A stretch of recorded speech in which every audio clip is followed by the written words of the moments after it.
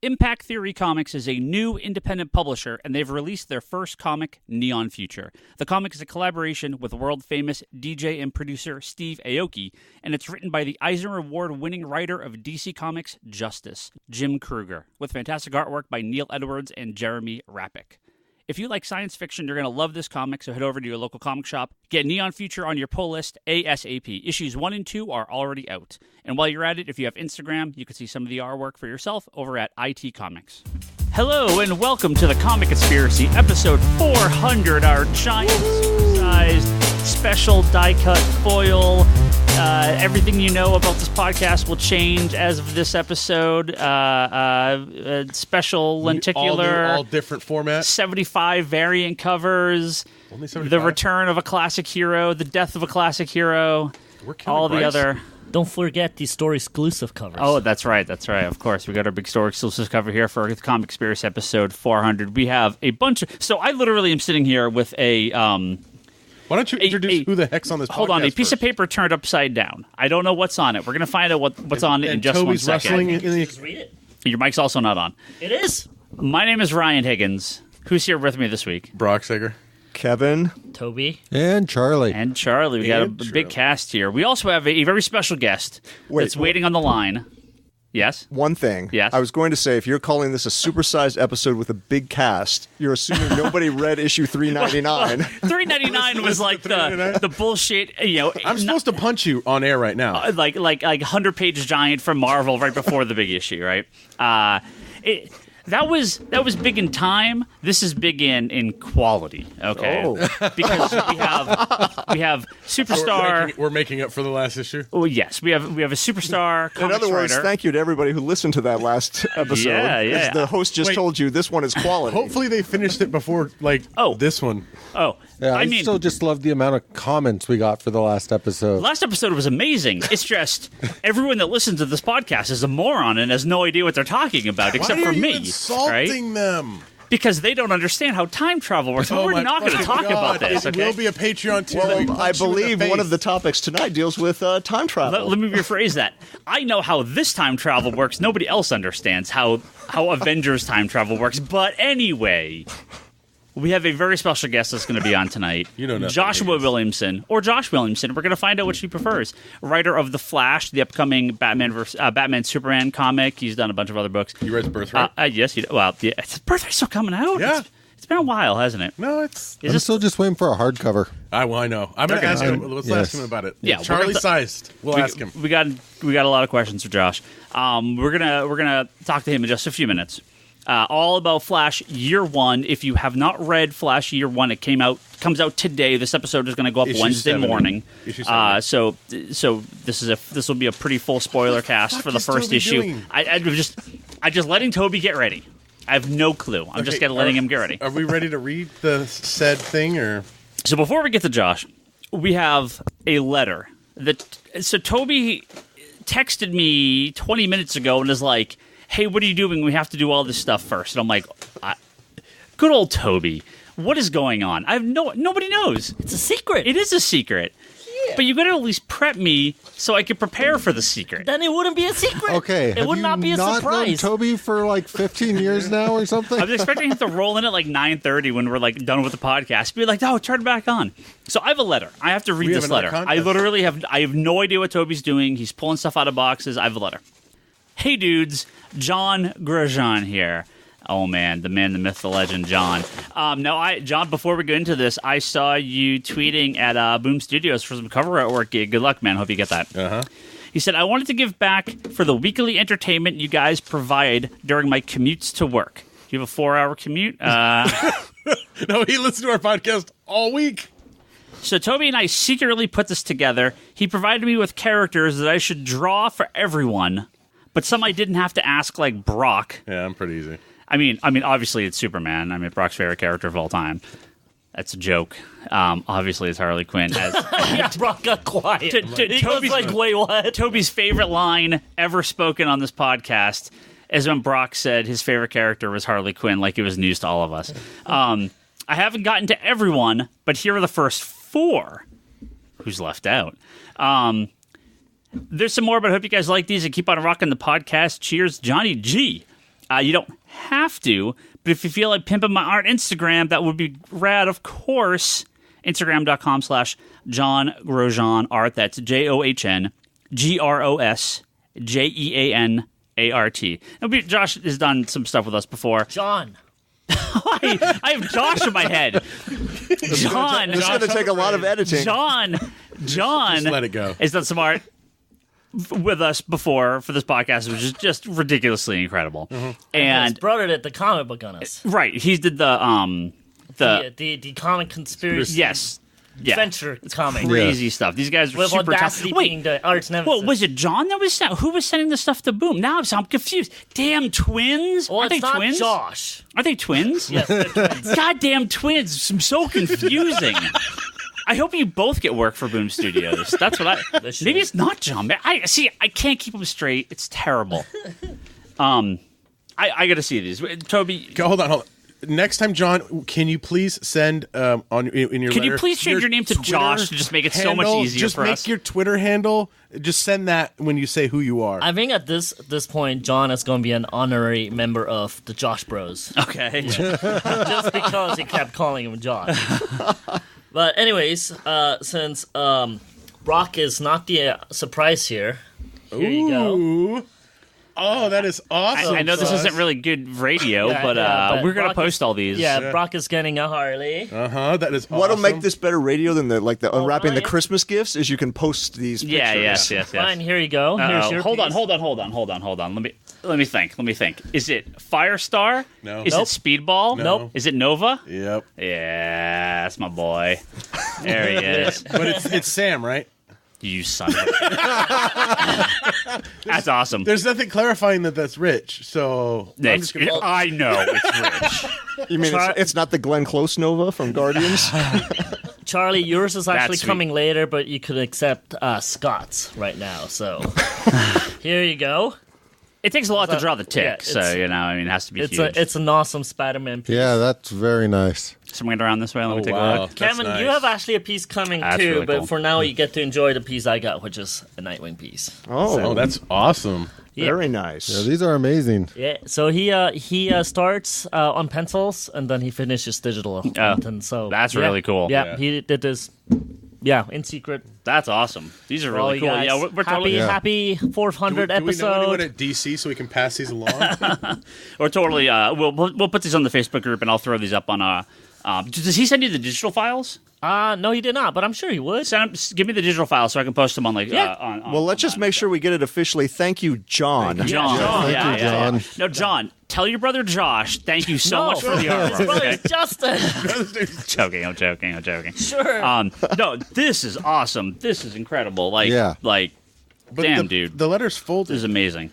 Yeah, well, I wanted to give you. He wrote it. Oh, okay, Yeah, so okay, I just okay. didn't want Ryan to read it. It's not like when Tyler sent us that stuff, and he's like, "Don't open the last package first." And I'm like, oh, well, it's this too is late. why he sent it to me directly. Actually, truth be told, he actually sent it twice. The first time it didn't make it to my place. No. He actually had it in glass frames. It all got shattered. All went all the way back to Michigan to him. So he had to resend it back. So it's been quite a bit of work he's been putting into this, besides the drawing part. that's Just getting him here. So That's- thanks a lot, John. too much. Thank you. And thanks Too again, much. Justin, for the awesome comic book. Yeah. No, that's really good stuff. That's really good stuff, guys. I'm waiting for the second installment. Yeah, I me want to see too. who else. I want to see who else is going to get. Sorry this for the stuff. surprise, Ryan. But Oh, no, that's all- happy 400. The surprises are amazing. Thank you. Well, that's good stuff. All right, I think we're gonna go see if Josh Williamson is ready now. It's not John? Just wait. John till Williamson Josh is- Williamson Justin comes on, you're like, Williamson John, is not John the brother. Williamson. Justin Williamson, Well, Josh, the artist. John Williamson is the guy that did the Superman theme, right? John Williamson, yes, John Oh, Williamson, John? yeah. That famous, Superman theme song is good stuff. Oh my god! All right, why is anyone listening to this podcast? I Okay, don't think they are anymore. yeah, After yeah. the last one. No, they're still listening to that one. They haven't even gotten this one yet.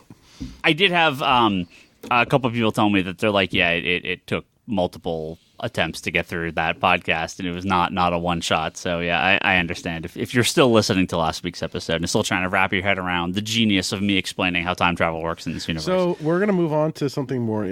So if you remove a stone from the timeline, you son of a... I have a lot to say about that, but I'm not going to waste time on this part. I'll just write stuff up on the Facebook group, and I can argue with people there. And actually, truth be told, I mean, as much as we picked apart the movie, I think these people don't understand. I mean, I'm sure all of you guys love these movies. Mm-hmm. Yeah. Like, Yes. we're not hitting any of it. Like, yeah. I wasn't picking says apart the something, movie. The fact that, like, we got so many comments. People created whole new threads. They didn't just keep it in the comments of the podcast. They created threads around particular podcasts from the topics from the podcast. I didn't rip apart the movie. I ripped apart all your people's dumb opinions on the movie and all your wrong answers. So I want to put it out there. Look, The Shield actually is not that big of a deal to me. I just really, really like arguing with Ryan and his stupid theories. So therefore, I like to push his buttons. So, but truth be told, man, I dig the movie a lot. I watched it third time over the weekend, and I will. You know what? Was that Harry Hernandez who didn't like it at all? You know what? I'm going to write out all the stuff I loved in the movie. All right? Just for you. I'm going to write it on the Facebook group. I'm going to write out all the stuff I loved about the movie. And you're going to see that it's going to be like way more than the 2 or 3 things I was nitpicking. I love whoever linked the... I don't remember what site reviewed the Marvel movies or put them in order, least to worst to best. But they had Infinity War at like number 19, and I'm like, all right, I just stopped looking at this point. Like, it's not even like I'm not even. But obviously, Iron Man 3 was number 1, looking, though, right? wow. And that, yeah.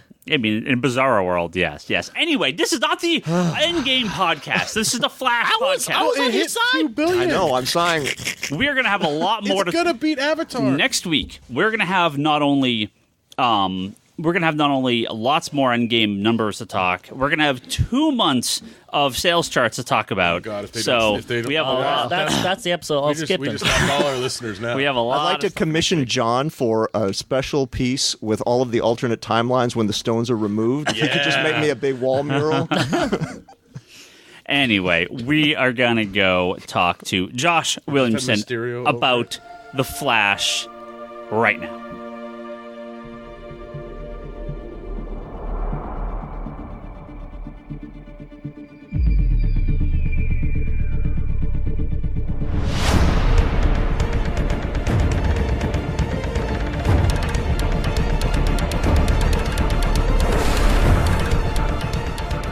And we are on the line here with Josh Williamson. Actually, Joshua, which do you prefer? We were talking about this. You can call me Josh. I mean, I use Joshua for credits. That's really it. It's really weird. Okay. Like, it's strange. I prefer Josh for, like, conversational stuff or, like, we're, like, hanging out and everything like that. And then Joshua is just what my credit is or, like, announcements and stuff like that. I prefer that. I don't know where that came up, but it was funny for a long time.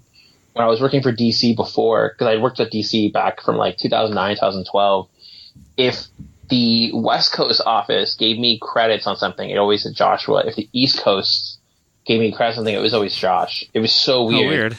I think it was just because I knew some people, or maybe I was more personal with some people, and that's part of why, but yeah.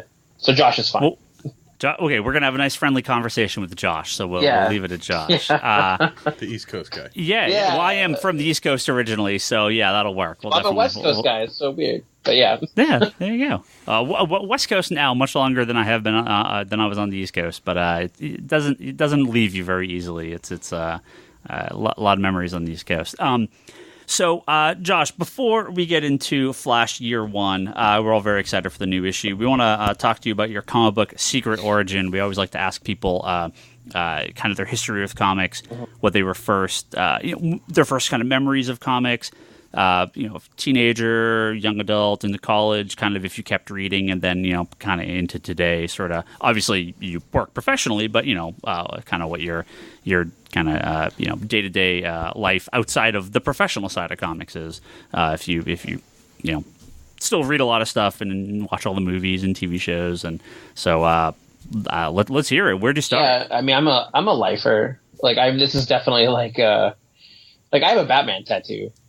Like, I'm trying to explain this. Yeah, I'm like all comics all the time. Like it's such a big part of my life and always has been. My mom and dad were already into comics before I was born. Like my dad was really into sort of he was into like weirder comics. So it was like Jerry Lewis and Bob Hope. And when it came to things like for Marvel comics, you know, his favorite comic was like What the, right? So it's like nice. He had a different approach to some things, and he had like Star Trek comics, and he liked Fantastic Four. That was probably the most. It was interesting. Like he liked Fantastic Four, and then for DC, he liked Doom Patrol. That was his whole thing. My mom was much more of a DC person. She was into Teen Titans and Superman and Batman and Brave and the Bold. Like that was more her thing. So I've always had like a short box of comics in the house. Like it's never been a thing where like I have no memory of comics not being in my life in some form or another, you know. And like they started getting me the Jack Kirby Superpowers comics, not the first run of it, but the second run of it that was more tied to the toys. And I have a very clear memory of reading this issue. I think it's 3. My brain always tells me it's 2, but I think it's 3. That has Calabac on the cover, and it has that toy with him with that like weird monster thing that's like smashing its jaws. It's coming after Hawkman. That's like one of the earliest comics. And then I have this book that was my mom's from the 50s that is it's like the comics greatest heroes. And in it, it's really weird because it's this hardcover, but it has like Marvel origins of like Marvel characters that are all Golden Age characters. It has Golden Age DC characters, and then it has like the Spirit in it. Like it's just this interesting hardcover of like comic book stuff where it's like just the highlights of what was at the time, I think, like the best comics. Mark Waid talks about that being one of his earliest things, or like one of like really important comic for him. Mine is actually in pretty good conditions. I was at Jim Valentino's house one time, and his is like tore up, which made me think like, oh man, mine's pretty good. You spent too much time pouring through that for reference or something. Yeah, probably, or you just have it because it was awesome. It was just it's a great comic, and it has all kinds of like, you know, comics history kind of stuff on it inside it. Yeah. But my like secret origin, and I tell this story all the time, but this is what happened. Like when I was a kid, the first Batman movie came out, and I was 8, and of course I loved it. Like I was obsessed with it after it came out, like every little kid. Like I was just, my wife and I were just looking at old pictures while we were cleaning out the garage, and we found these old pictures of me when I'm like 8, and of course I'm wearing Batman stuff. Like every kid, if you found a picture of a kid in the summer of 1899, they were wearing Batman stuff, right? So. But here's the thing, like there was no comic book store nearby me. The nearest comic shop was so far away, like my parents always had to drive me out there. It was kind of a pain. And when I was, there was this one comic book store, it was called Players, and my parents would always take me out there, and that was pretty much it. There was only within like a bike ride. So in the summer of 1992, Batman Returns comes out in theaters, right? And so I go to the movie theater with my parents, like opening night, we go watch it. I love it. I'm just like, this movie's awesome. For whatever reason, it like hit all the notes for me as a little kid. And I already liked Batman, but that one just like really like activated something inside me. So as we're leaving the theater, there's this sign, and it says brand new comic book store opened up next door to the movie theater. If you bring in your ticket stubs, they will give you a free $1 comic. And this is 1992. So like a free $1 comic, that's not like a cheap comic, right? Like it's like most books on the shelf. Most books on the shelf were $1.25, you know? And so we go in there with my mom and my dad. We have our 3 ticket stubs. We put them on the counter, and they let me go pick out 3 Batman comics. And I just straight out grabbed 3 Batman comics, and I'm like, this is the greatest thing ever. And that movie theater and that comic store were a bike ride away from my house. Like it was nothing. It was like a half-hour bike ride. Nice. So that summer, I saw Batman Returns in the theater 17 times. Wow. Very nice. And so what I would do is, here's the thing, right? So I would go watch the movie. I would be like, I love this movie. I'd watch it. It was also a hot summer, so you're like sitting in a theater. It was great. So I'd go in there, I watch it. The lights come up, and then I would walk around the seats, and I would find ticket stubs on the ground. And I would pick all those ticket stubs up, and I would go in the comic store with like a little handful of ticket stubs. I'd put them on the counter and walk out with like a stack of comics every time I saw it. So that was really where I got hooked. You know, that's when I really was like, okay, this is it. I'm a comic book person. And you know, before that, we'd always get comics at like Costco or something, where these giant packs of like whatever came out that month. You know, or you go to Target, right? Like, and Toys R Us would have these little like packs of like 3 packs of books. That's actually, this is a 4-packs. I remember those. yeah, like this. Costco was like 20 or something. Yeah. Dude, those were awesome. I wish those still existed because, like, It was Price Club at the time. That's true. yeah, they gave you these giant things, right? Like it was just this giant bulk pack, and I would get DC and Marvel that way, and I started like getting like my collection started getting built out from that. But now there was a comic book store that is a bike ride away from my house. And so I was going there every week. Like every Saturday, I would go down there and I would just annoy the shit out of them. I would ride my bike down there. Wednesdays, I would ditch school to go get new comics. And that's basically how I got the job at the comic store the first time. Is I just bothered the store until they let me work there. Yes, That's how I got a job here. yes. So and it's funny because when I was a kid, it's really interesting because, well, we'll get to that in a minute. But yeah, I was definitely that kid. Like, I would go to the comic book store every week on Saturday to the point where the owner was kind of like, well, how about you open up these Wildcats card packs and sit there and help us make sets? All you got to do is open these packs up and I'll give you a couple free comics. And so I started doing that. And then the comic book store actually moved. And when it moved, it was a little bit closer to me. And so then I really was there all the time. I was just there all the time. And when I was 14, the manager of the comic book store finally was just like, all right, I'll put you to work. Like, just start working. Do this, and this. Like, we'll give you money. It was cash under the table, you know. So you're a kid. You're just like, this is the greatest thing ever. All you got to do is come in on Wednesday nights and bag and board stuff and then spend all day Saturday here. This is the best thing ever. And so I started doing that when I was 14. And then, which is about that comic book store, and I didn't find it out till later, was that Eric Stevenson actually shopped at that comic book store. And I have some memories of that, and I think I would just annoy him talking about X-Men stuff. And then I worked at that store all the way up until college. I worked at another store through college, and then when I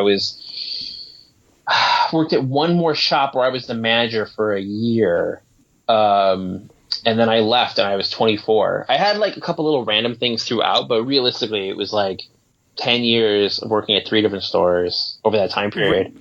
Were you writing it all during this period, or? Yes. So I would do all kinds of crazy shit, man. Like, I had all this, like, at the time I didn't know what it was. To me, I was just trying to pitch. So when I was in 5th grade, I went to the Shrine Convention in LA, and I had read in Wizard about conventions and how to, you find out all this about conventions. So I went to this thing. It's called the Shrine Convention. It's every 3rd Sunday in California and LA. And I thought it was going to be like a convention. You go in there, there's publishers, all that stuff, but it was a swap meet, right? Yeah. Like, they occasionally would have guests. They'd have like somebody signing or whatever, but I went in there literally with like samples, like drawing samples that are horrible and writing samples that are like handwritten, trying to get a job. Like, just, here's a dumb kid. I really wanted to write the X-Men at the time.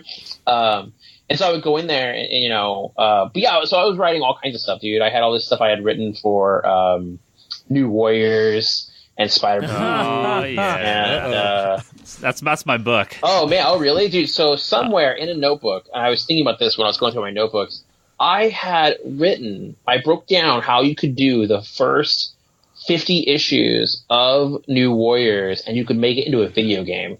And I had broke down exactly how the video game would work. I spent a lot of time on this when I was a kid. How do you make a New Warriors video game? But yeah, I love that book. I need this to happen. I need this to be a real thing. Like, we were like, forget DC. We're going to make this New Warriors video game right now. Who's your favorite New Warrior? So me and Toby we split down the middle on our favorite New Warriors. So this is the deciding vote right here. Yeah. Oh my God, I feel like I'm gonna hurt your guys' feelings with this spot. I don't know. When I was a kid, I really liked Marvel Boy. I really liked Justice. Justice? This is okay. Yeah, I like Justice. I like Speedball. I like Night Thrasher. I wasn't that much of a Rage fan, I think, when I was a little kid, but I grew to like him later as the book went on. Sure. Who else are in there? Oh, what am I talking about? I'm an idiot. No, Nova.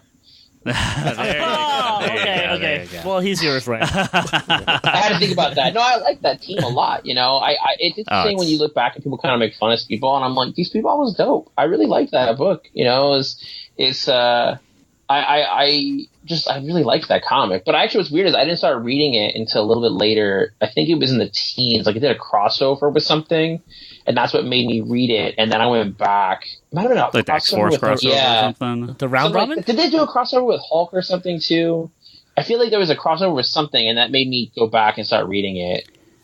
They did like the future story, like the alternate reality story with the FF. They did like a crossover with X-Force. They had all the Infinity War crossovers. Might have been the like with Dark War. Speedball. I think it might have been Infinity War because I got really obsessed with all that stuff. It's so weird. My stuff was backwards. It's like I always kind of got into something like right after it became popular, right after it was a thing. So even with like X-Force, I didn't start reading X-Force until Executioner's Song. Okay. Yeah. So it's like I was reading X-Men and Uncanny. I wasn't reading anything else. That's not true. I was reading X Factor. I loved X Factor. Yeah. So I was reading X Factor. X-Force was the only one I guess I never got into until I read that, and then I went back and started reading, all the Liefeld stuff. Yeah, like I went back and read everything. But yeah, so there was something else I was going to tell you with that.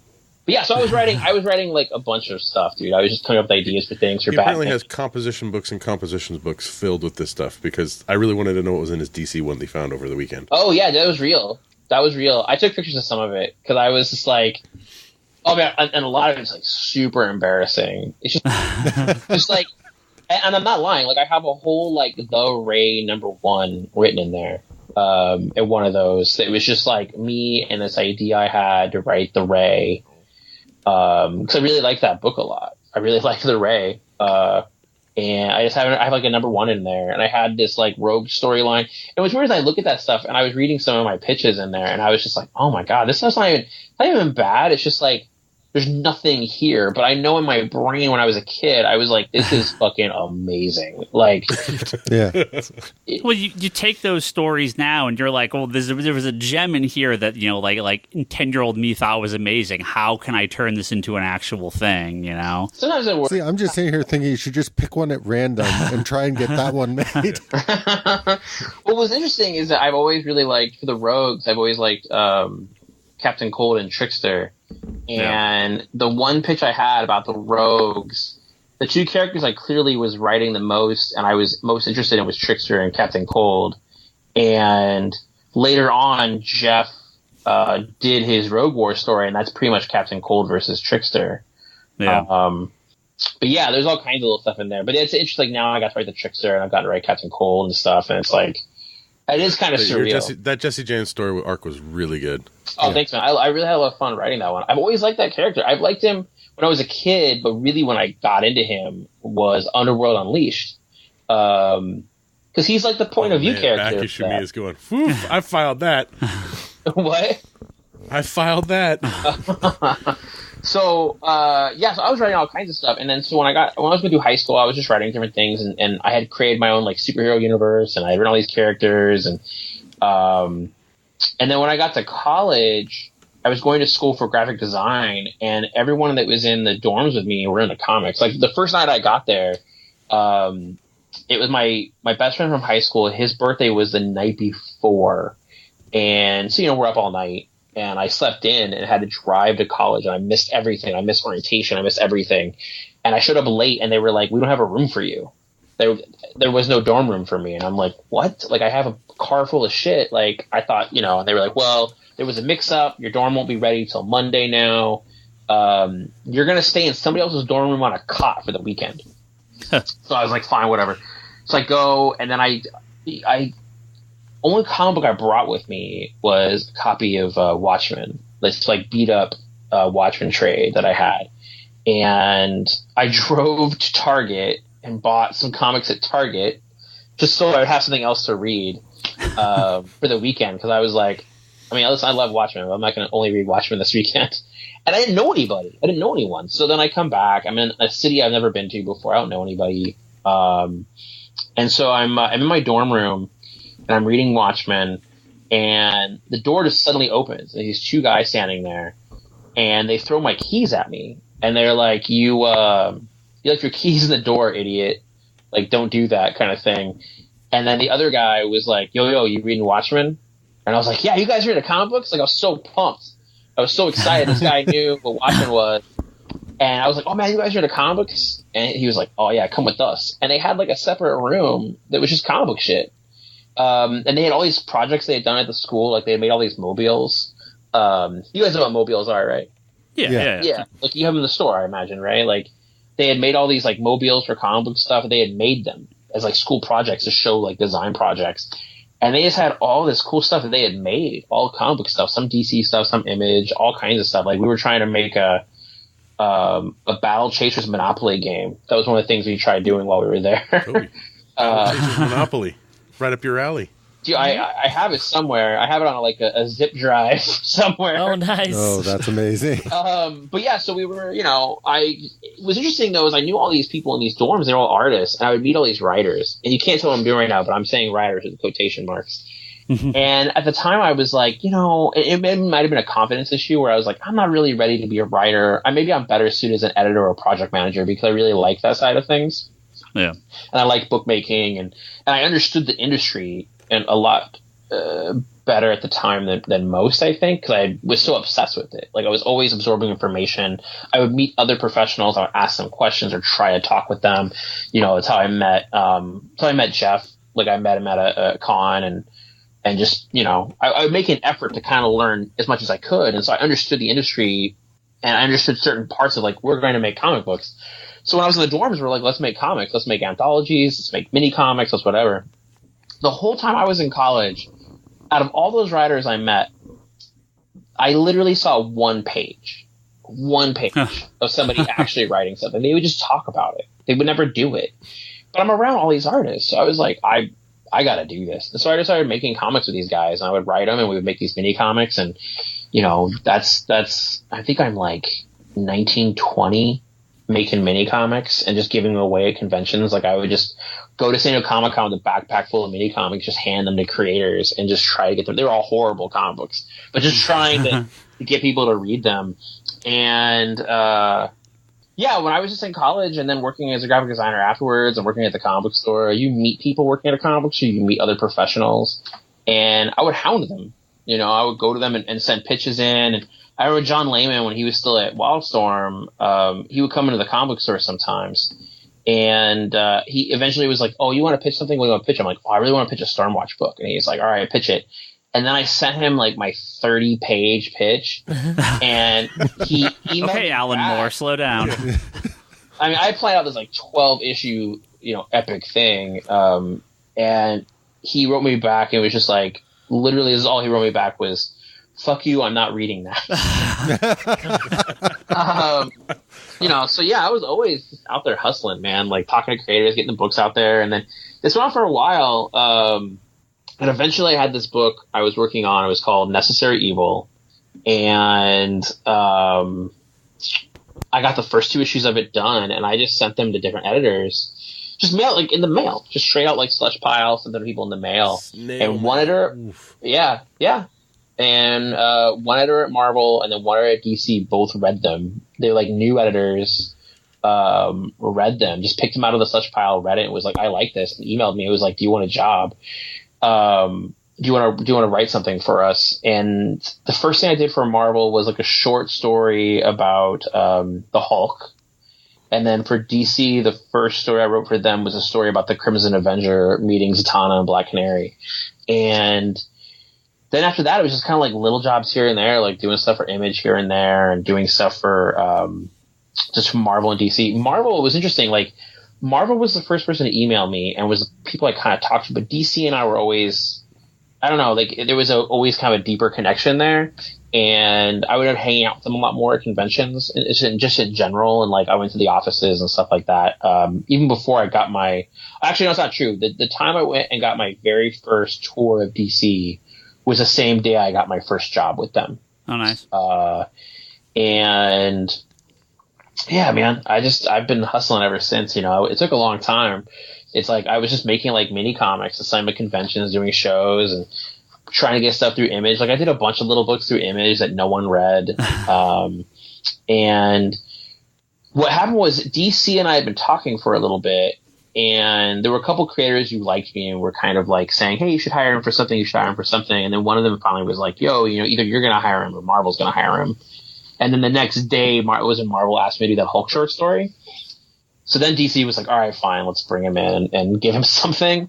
And I just got along with editorial there. And then they started having me do these little inventory stories and which are, comics that will like never see the light of day, but they're like test runs for you. Sure. Sometimes they come out. Sometimes they do come out, but for the most part, they don't. And then, just started working at DC here and there doing image stuff. But that takes you up to probably like the beginning of my career. Yeah. Yeah. Well, we get people that come in here ask like, oh, how do I get in the comic industry? And I'm like, well, I work in the retail end of it, but I tell them kind of exactly what you just said. You can't get in the comics if you're not making comics. It's so easy. It's not easy to do well, but it's easy to just go and do something. It's a lot of work. I mean, that's the thing. I'm always leery of some of that stuff of like, how do I explain this? It's not like filming a movie where you have all these moving parts and hundreds of people. It's something that someone can do by themselves. You can do, and you can do. You just got to keep at it, Yeah, exactly. You got to manage your expectations and kind of know that, like, you make one comic, that doesn't mean that you're suddenly going to get hired to write Batman. Right. You got to kind of keep making it, and that's the best way to learn how to make comics is to make comics. Yeah. That's. I kept learning stuff, and I still taught myself to do a bunch of stuff. So I was like doing flats and colors, and for a long time I would letter all my books. It wasn't until Ghosted that I finally stopped lettering my own stuff. Yeah. You just gotta kind of keep in there and keep doing it, and then get out there and make it, show it to people, and then recognize that like you show it to them, they might not like it. Yeah, they might read and be like, this is junk, and then try to learn from it, and then come back with something else. Every year I made an effort to make at least one comic from starting in 2000. Every year I tried to make at least one. By the time I got around to like 2007, I had kind of like a few more comics would come out every year, maybe like 6 or 7 comics would come out each year. And then 2009 is when I got those jobs, or the DC job came in 2009. Yeah. So I've been working at DC for 10 years. There's a huge gap in the middle. Because I worked at DC for a while, and then I did one of the New 52 books called Voodoo, and then when that got canceled, I did a couple other little things, and then it was just kind of like, this is not working for anybody, and I walked away, which was rough because I love DC Comics, and it was one of those things where you kind of think like, oh, I'm in the door, that means I'm here permanently, and it was sort of a good lesson, I think, at the time for me to learn of like, no, this is not going to be easy.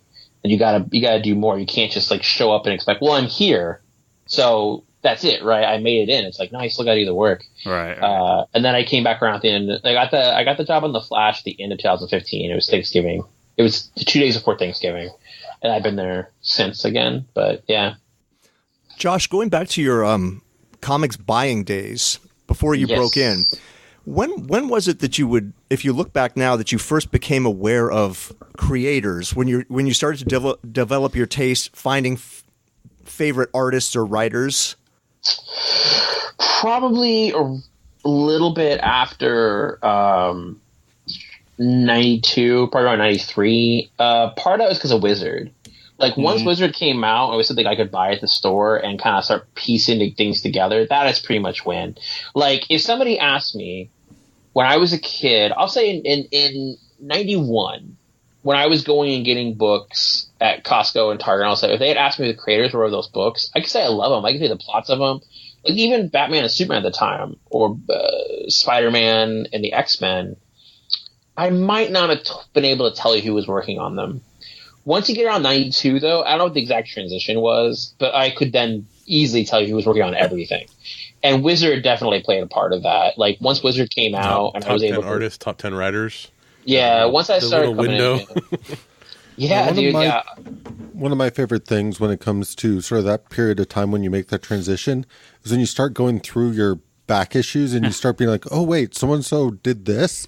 Well, look at what happened in 92, 93. I mean, that's Image, right? Image, yeah. Yeah. You have these kind of creators that had been sort of like, well, creators don't really matter. It's the characters. And then Jim Lee and Todd McFarlane are like, well, actually, and they go and make the biggest books of all time. So, or, kind of up to that point. So, I think just knowing who these creators are suddenly became such a more important part of the industry around that time, on every regard, from writers to editors to artists. So, and then the first writer at that time period that I think I recognized really quickly, but it was mostly because I realized all my favorite books were written by Peter David. So it was like Incredible Hulk, X Factor, Aquaman.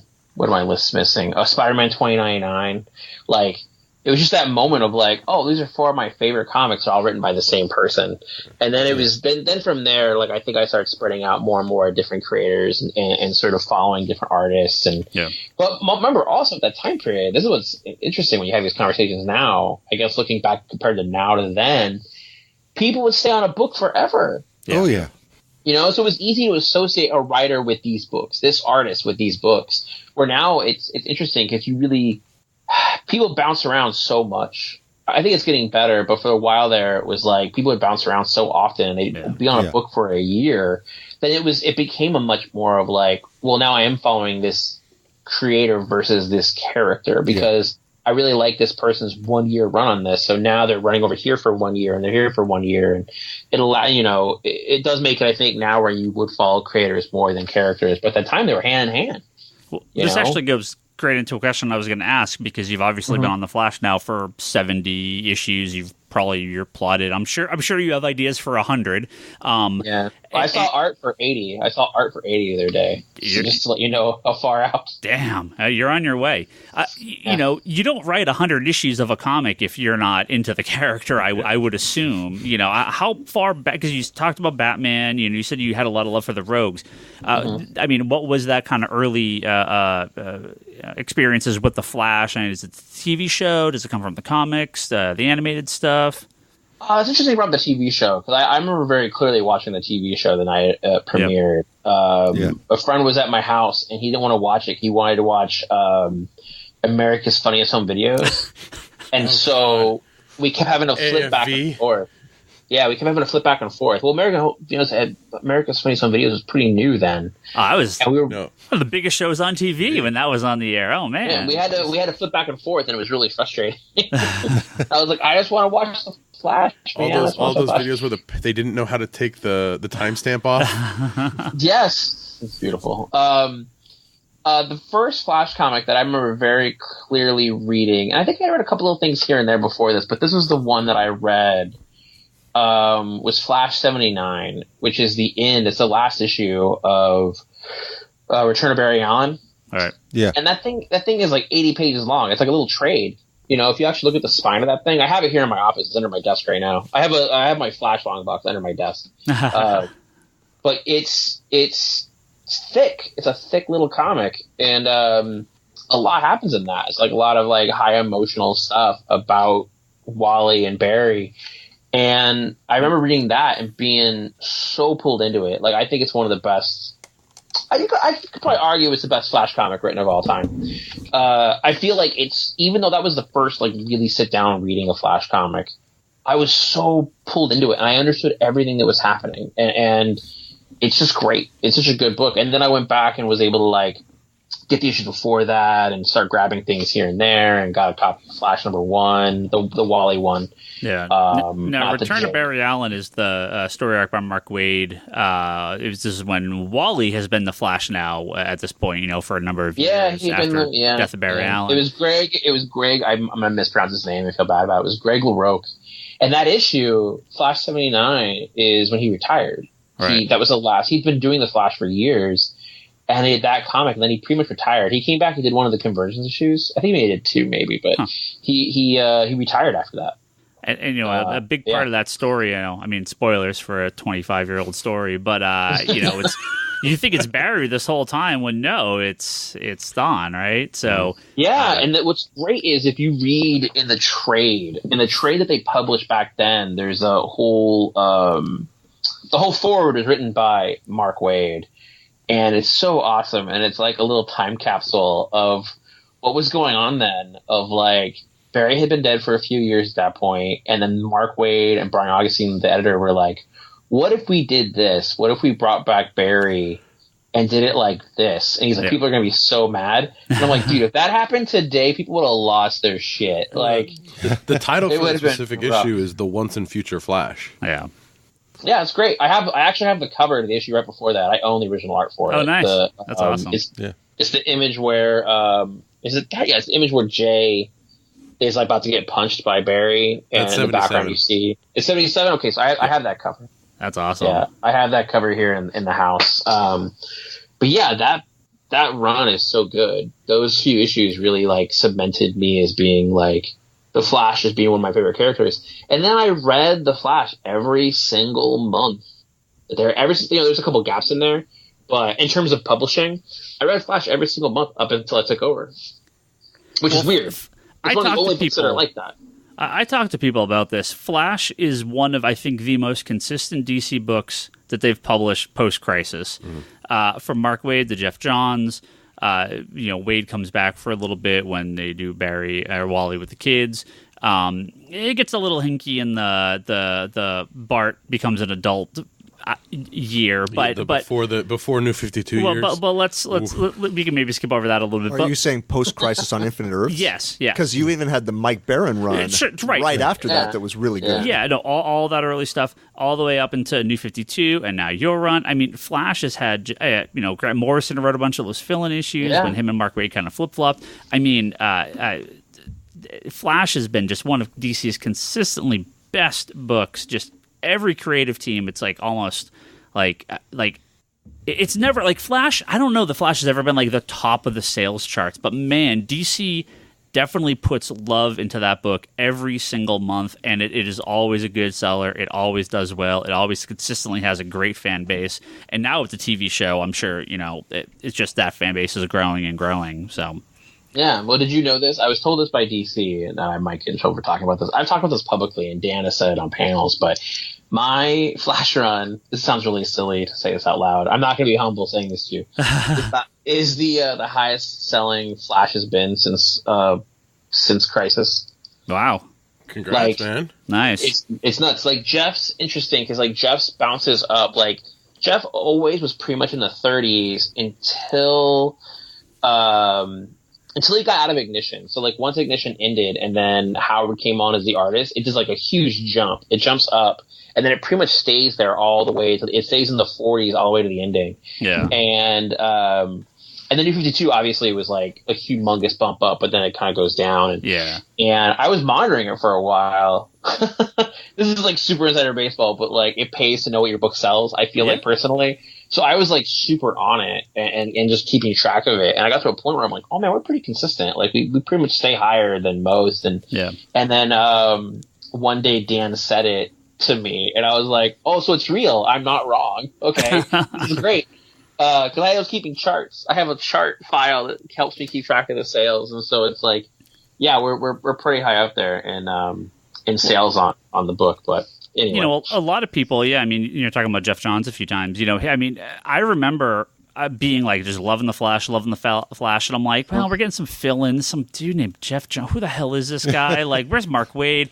And then all of a sudden, I'm like, oh my God, oh wait, this is really good. Oh, and Starman. Oh, and Stargirl and JSA. And all of a sudden, I'm like, who the hell is this guy? I mean, we a lot of us at this table, obviously the Green Lantern stuff that Jeff Johns did is kind of a big comic for us.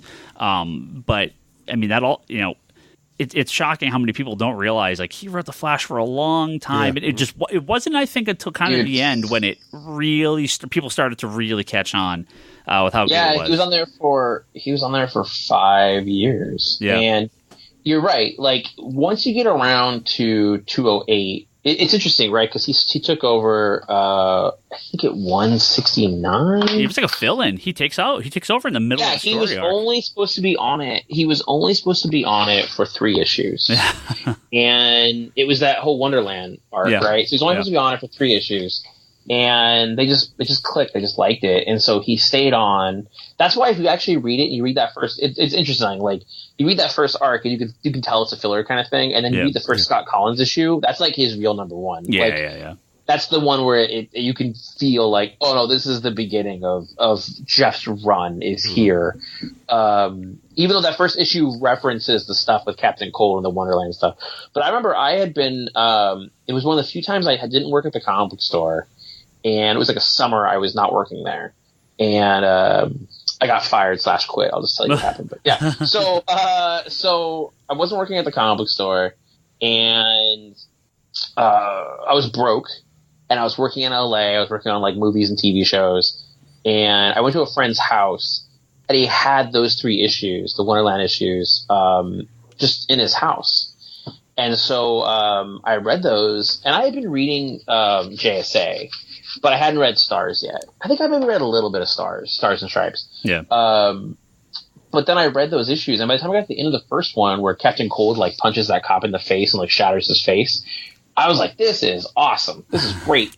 And then I met Jeff right after that, and I was at a convention. He was sitting there, and there's no one. Like now, if Jeff was sitting at a convention, there'd be a line. We would be mobbing the table. Yeah. But then he was just sitting there by himself, and I walked over and I started talking to him. He was really nice. We talked about the Flash. He signed some stuff for me.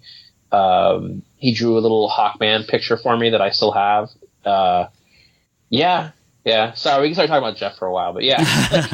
His Flash run. Talking about Josh. Yeah. You get to Blitz, and I think Blitz is where he introduced Hunter Zolomon, and that's really when that book it kind of really starts taking on life of its own. Yeah. Then they do Ignition for like 7 months, and then once you get around 208, that's when the book starts tying in a little bit closer to kind of what was going on with Identity Crisis and kind of the lead up to Infinite Crisis. All right. And from that point forward, from like 208 to 225, it's like one big story, and then he leaves at 225. Yeah. But yeah, I was reading it the whole time. Like I've never had a moment where I wasn't reading the book. It's weird. I don't know. I definitely have a few questions about year one. We kind of want to get into the current story here, but in regards to year one, have you gone back through a lot of the Silver Age stuff at this point now? I mean, have you read a lot of those early stories, and for research or for fun? Yeah, when I got the job, I started reading everything again. Like, just immediately started going back through and reading everything again, and going back through reading all the just everything. And I kind of read it in segments. Like, I didn't read it from one up. I kind of was like picking and choosy at first, Right. Where I was like, all right, I'm gonna read some Jay stuff. I'm gonna read some Barry stuff. I'm gonna read the Wade stuff. Part of it was because I was like, I know what this is gonna sound really horrible. I'm like, I know the really good stuff is, so I'm gonna read that at the same time. So I was like, I'm gonna read little bits of Mark Wade, a little bit of Jeff. Like, I'm gonna go through and kind of read it tangentially. But then it was like, then as I was working on the book, every time something came up where a character came up, I would go back and read all that stuff again. Yeah. So it's like when I was working on the Trickster, go back and read Trickster stuff. When I was working on Zoom, go back and read Zoom stuff. When I was reading, I have flipped through Blitz so many times over the last year. Reading Richard Barry Allen, reading the stuff with Reverse Flash, just going through, and it's like, I think if somebody is like a big Flash fan, they'll probably go through and they can see some of the stuff I was kind of honoring in weird ways. But I went back through and I was reading everything. And then with the Silver Age stuff, I was just reading a bunch of that. And I have I have a bunch of showcases here, and I have a bunch of the omnibuses here and stuff like that. So I just kind of read those. And sometimes I'll just open them up and read like one little story.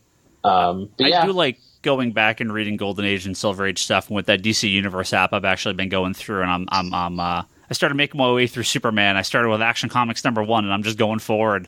But, I mean, the funny thing with those old stories is, man, Jay Garrick's cool, but in the 40s, it's a very different type of comic book than what we're used to today. So I think a lot of those, you can only read so many without you're like, all right, kind of getting the basics, Yeah. You go and you kind of read a little bit here and there, and you kind of that's part of why I was bouncing around. And there's a lot of really great stuff in there. There were times where I would like when I was working on the Reverse Flash stuff, the arc, I'm forgetting the issue numbers, but there's this arc of Reverse Flash where him and Barry get trapped in Thawne's like time bubble thing. He had this like time traveling time bubble, and they got stuck at like the edge of time or something, and they're like sinking, and him and Thawne are talking about, kind of what was going on between them. And then Barry leaves him. Like, Barry jumps out of the time bubble and, like, takes the risk. He's like, I'm not going to do this. I'm going to take a risk. And very Barry, right? Like, I have hope. I'm going to take a risk. And he jumps out, and you thought Thawne died or Thawne got ripped apart. And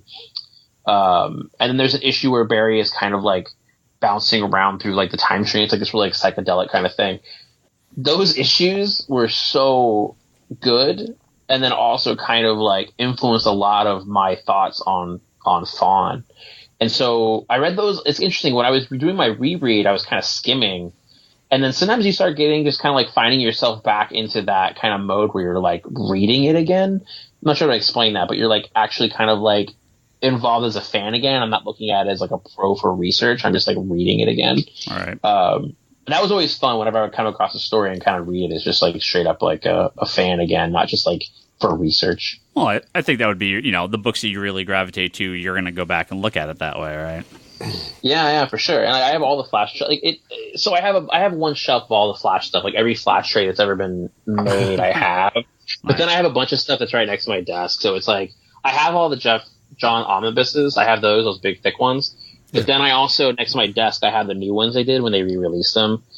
Just so I can lean over and grab one and read it. Yeah. Well, so year one, I know you worked pretty close with everyone else at DC, with Justice League, with going into Year of the Villain. We have the forces that have been coming out. Yeah, all the stuff through Scott Snyder, through No Justice, and the all the different new forces. Crossovers. Yeah, all the new forces that have been unleashed.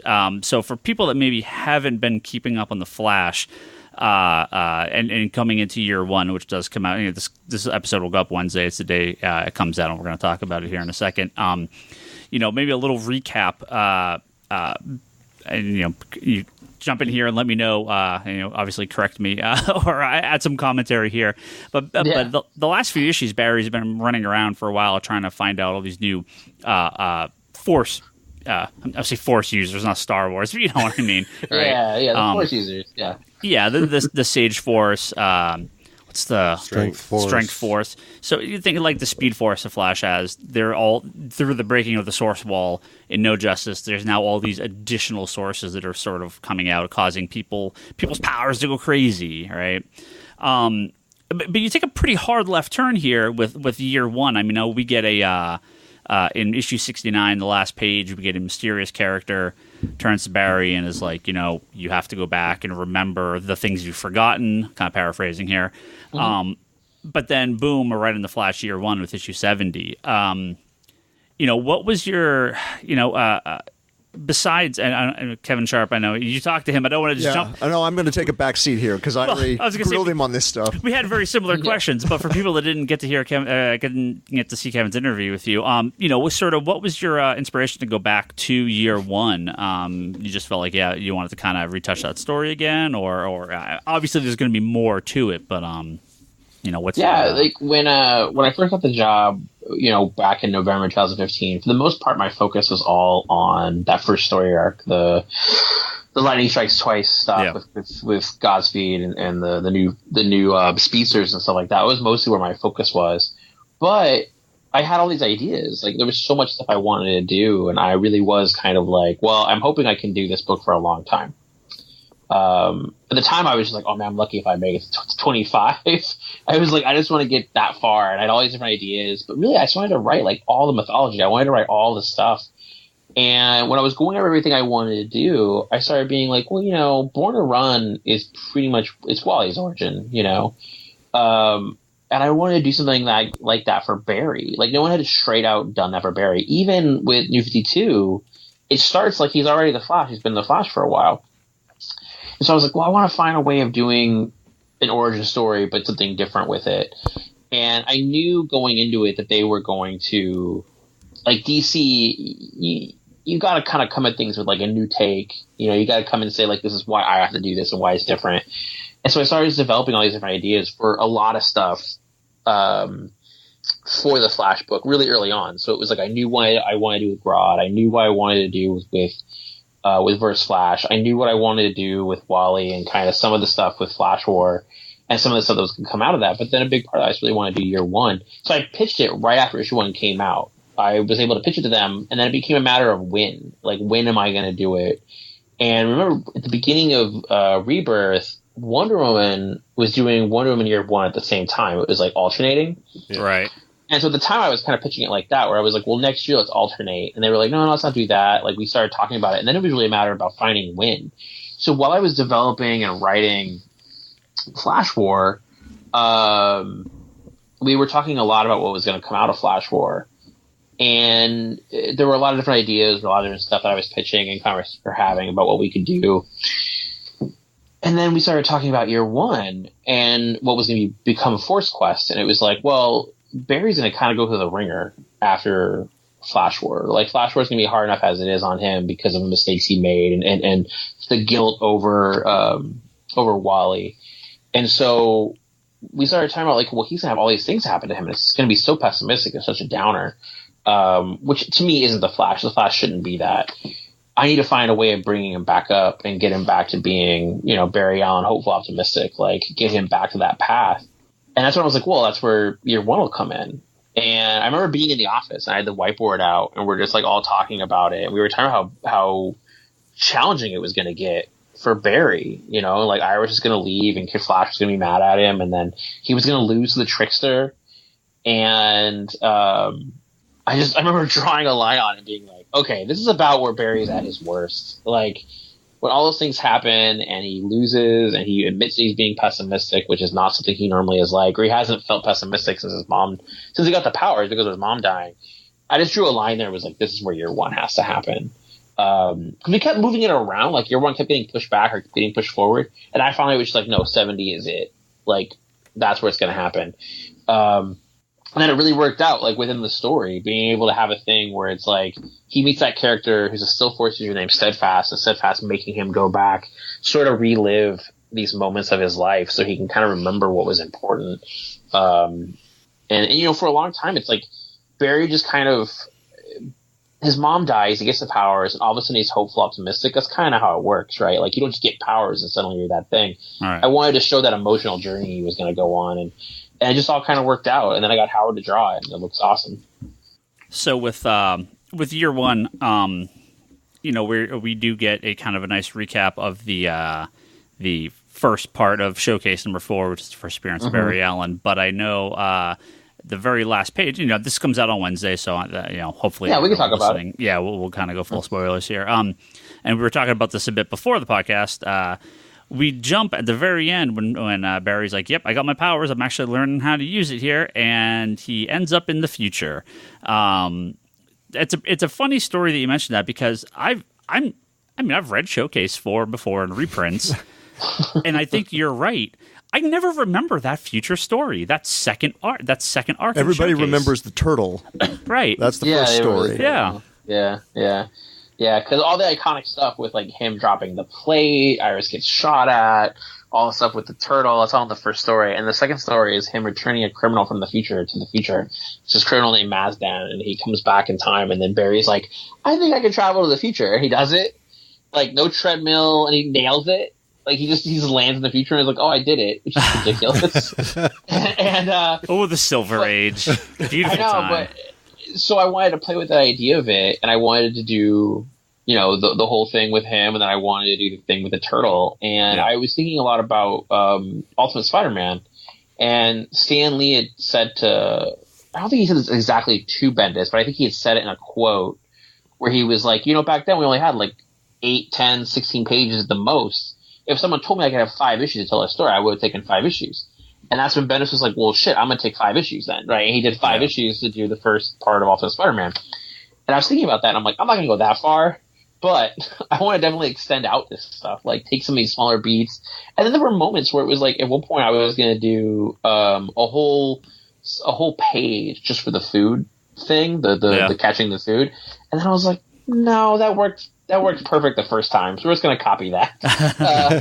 So sometimes I was like, well, let's expand some stuff, let's truncate some others, let's just do exactly what they did because what they did was so perfect, and then build on it, and then do a story where Barry goes to the future. And what's interesting about that is Barry's so pessimistic across the whole first issue, right? Like, he's happy at the beginning of his mom dies, he's pessimistic, And the moment he gets the powers, he starts to open up. But the moment he admits that he's having fun and he's happy, and it's the first time you see him smile in the book, that's when he accidentally runs too fast and goes to the future. And then it's confronted with this horrible future. Because part of being pessimistic for him is being worried about the future. He talks about that. He's worried about the future. He's worried about tomorrow's going to bring, and he thinks it's just going to be bad. What's the point?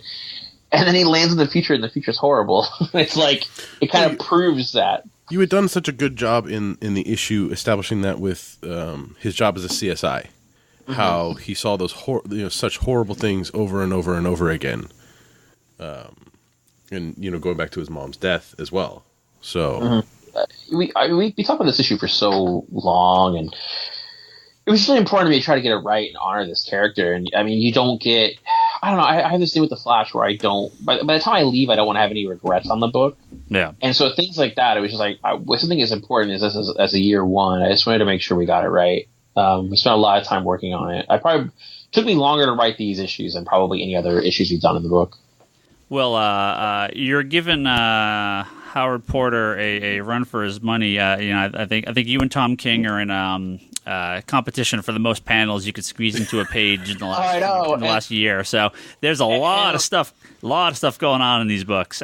Yeah, and what's crazy is that like so the whole thing with the panel count, right? So it's a 16 panel grid. The panel count and the grid itself, it represents Barry's pessimism, right? So like the first page, that's why on the first page he's like on the other side of the window and the grid is on top of him to show you this grid. It's like me automatically from the very beginning telling you the grid is the prison. Like he is trapped inside the grid. And so every time there's a lot of panels on a page, it's always usually when Barry's feeling super pessimistic. So that one where he's walking in the rain, that has the most panels because it's the most pessimistic he feels. And then as the issue goes on, every time he starts to feel a little happier or his life changes in some way, there's less panels. Like when Iris gets introduced, she gets a huge, half the page for her. And then when he finally gets happy, that moment where he's running and he gets happier, you notice the panels actually get bigger and become more open. And then when he bursts through, when he starts traveling through time, there's no panels on that part. There literally is no border. It's just white. And so with Howard, him and I were talking about it a lot and talking about this plan of how like the grid was going to represent his pessimism, and when he's feeling optimistic, there'll be no panels or less panels. Yeah. I felt bad for the parts where I was like, oh no, Barry's going to be super pessimistic in this page. Because then I knew, I was like, oh man, there's going to be like a million panels on this page. I'm like, oh, I got to figure out ways of opening it up. But we had a lot of fun with playing with that, and Howard really like knocked it out of the park. I don't know, some of the pages that are coming up are crazy. And we're only in this might be too spoilery stuff, but we bounce back and forth. Like he's not in the future the whole time. To me, what I was doing was when I pitched it to DC, I pitched them that it wasn't just year one, it was year one and Dark Knight. Because you get to see young Barry and you get to see old man Barry. Right. You get to see the Dark Knight version of Barry, who that's who it is on the last page. You get to see this like old grizzled Barry that's done it all. But what's interesting about that Barry is, so Barry in the past is like still a little pessimistic. He's still not a hero yet. And then he meets this version of himself, and you'll see it in the next issue a lot, who's like super optimistic. Like everything is so fucked in, sorry for my language, they're so messed up in Central City, but future Barry is like, it'll be okay. Like, it's alright. Like he's hopeful and optimistic. And it makes Barry kind of be like, how can you be so hopeful and optimistic when everything looks so bad here in the future? Right. So yeah, like we were able to play with that relationship a little bit. And then we have stuff with the Turtle and some of the Rogues, and yeah, it's been a lot of fun working on this story. And then we have some really cool stuff toward the end that I'm really excited about that I think people will be happy about. Now, feel free to say no comment, but I'm sure you're going to get at least a few questions about this when the issue's out tomorrow. Because man, if you're a DC fan, on those first 2 pages alone, there's a couple interesting tidbits, including lots of red skies. And him reading a bunch of Golden Age Flash comic books, and these are both I'm going to assume maybe not unintentional, kind of references to Crisis in some fashion. So the most I can say is that like the story I'm telling with the Flash in issue 1 is very big, and nothing is ever there by accident. When there are red skies in a DC comic, everyone's like, ah. Yeah, nothing is by accident. And some things will not be answered in year one, they might be answered next year. Sure. But a lot of the stuff that's in there is on purpose. And the stuff with the Golden Age J comics, I mean, come on, Barry read Jay's comics when he was a kid. That is... I don't care what anybody says. That is how it is to me, and so I had to have those.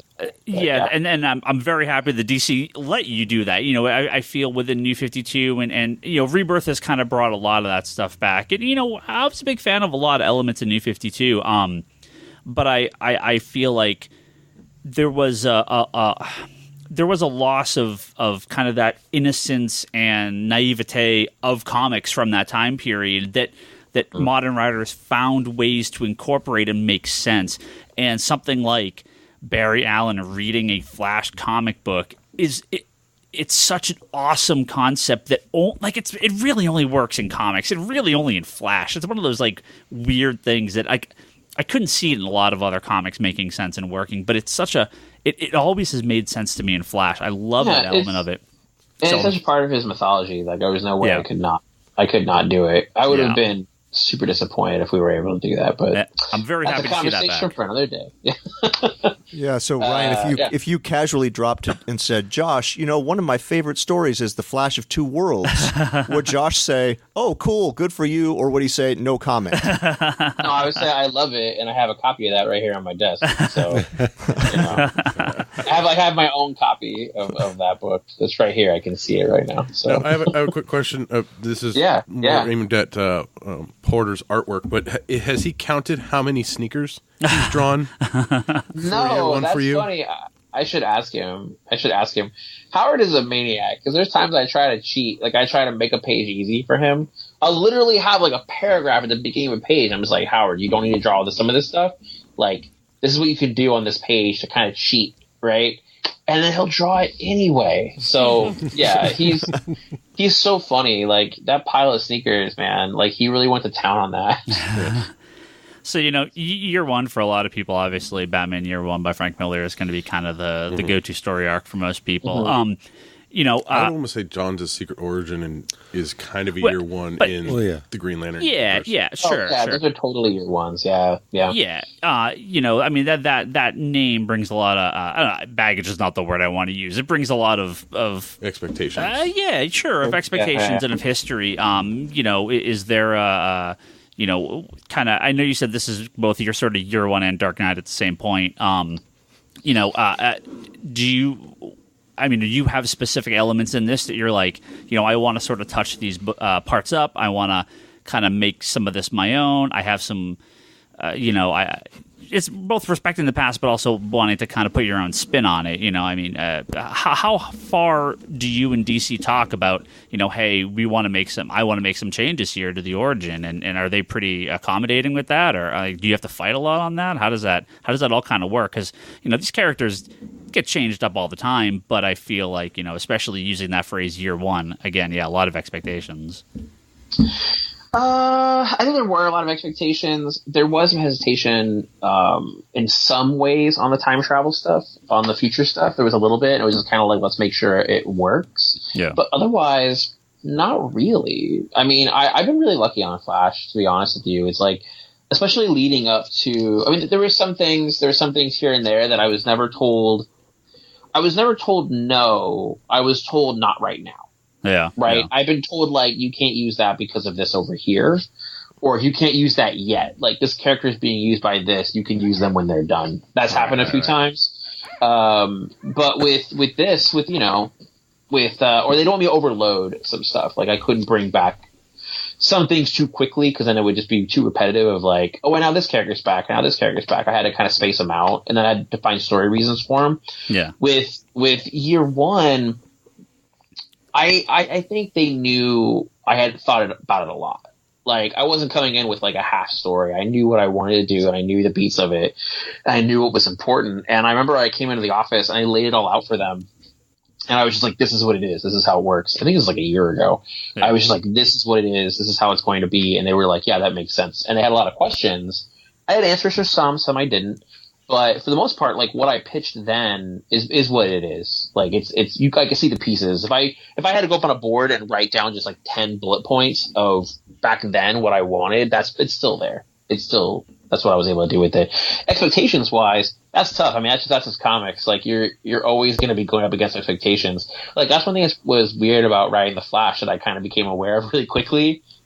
Writing the Flash, every issue you write, especially issue 1, is not compared against Jeff's first issue or Mark's first issue.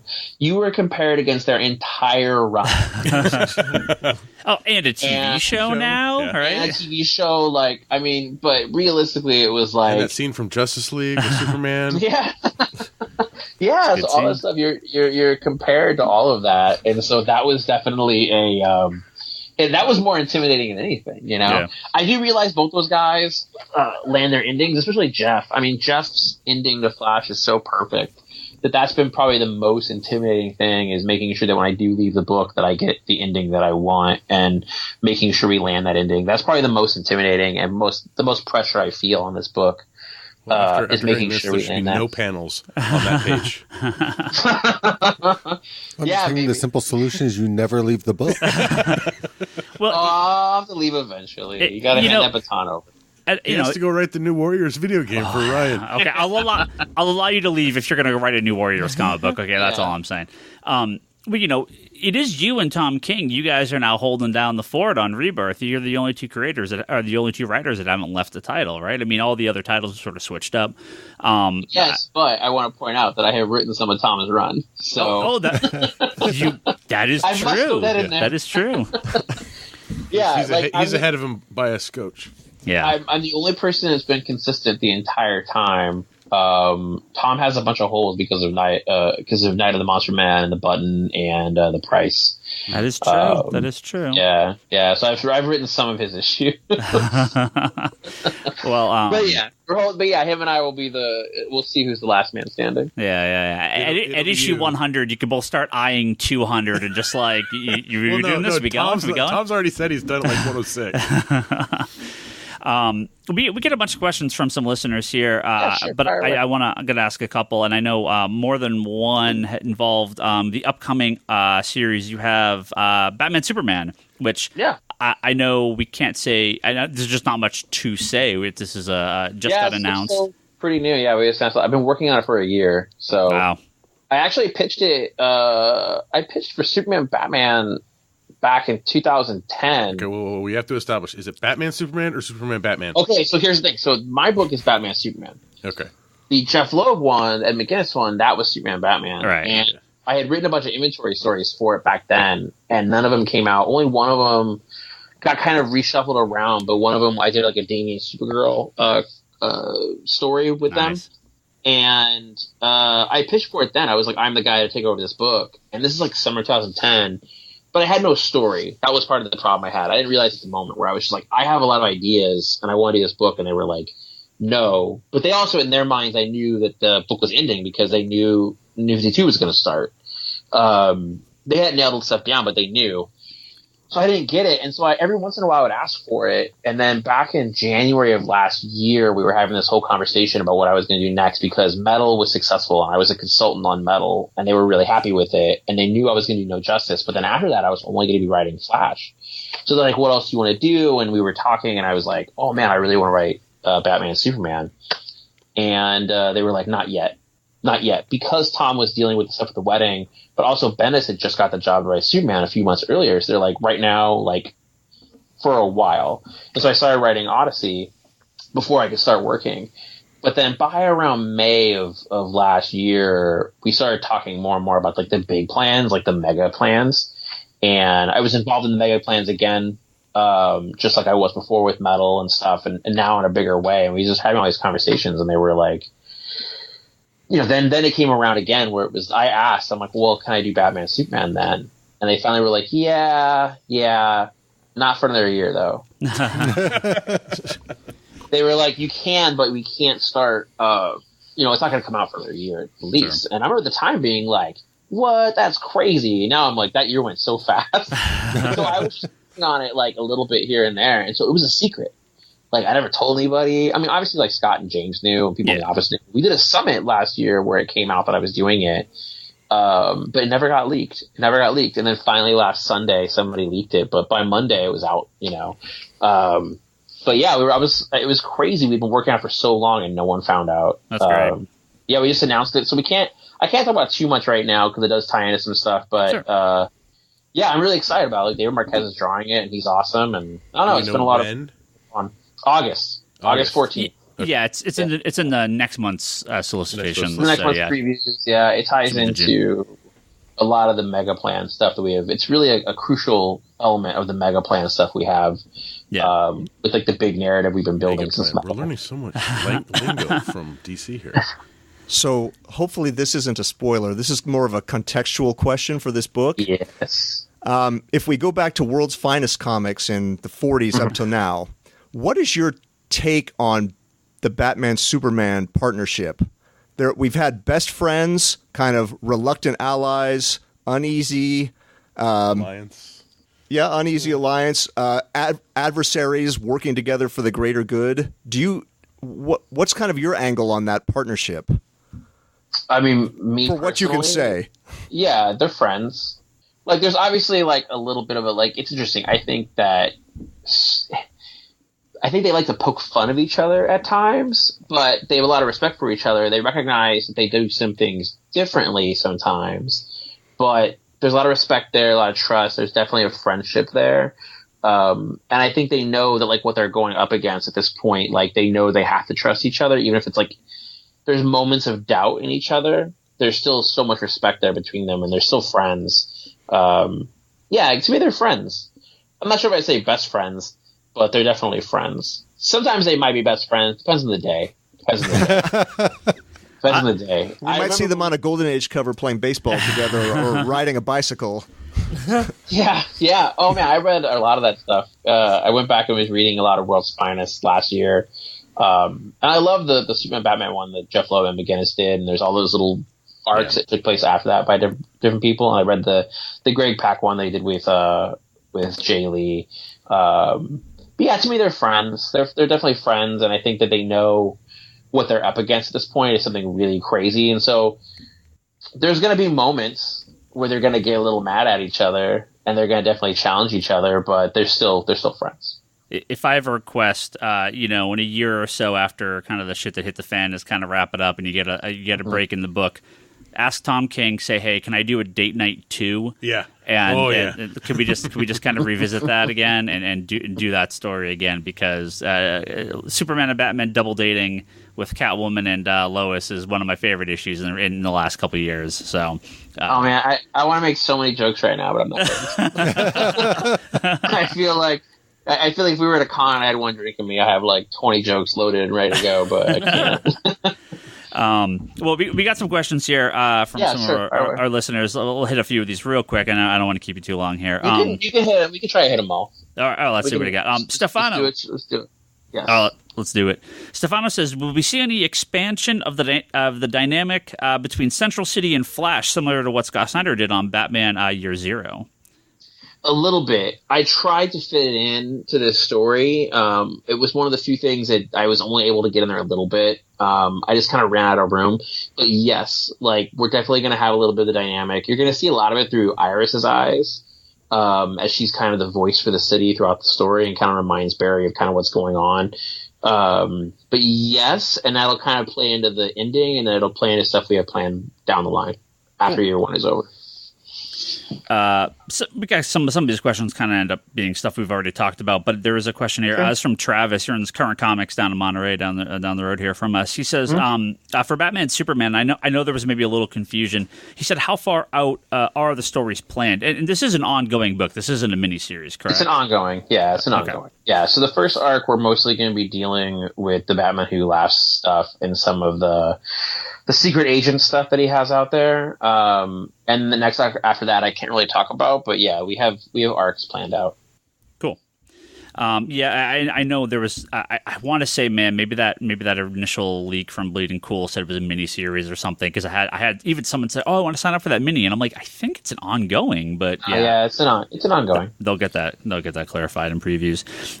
From John Grosjean, who actually this is our 400th episode of the podcast, gave us some amazing artwork before the podcast. Yes. So thank you, John, very much once again.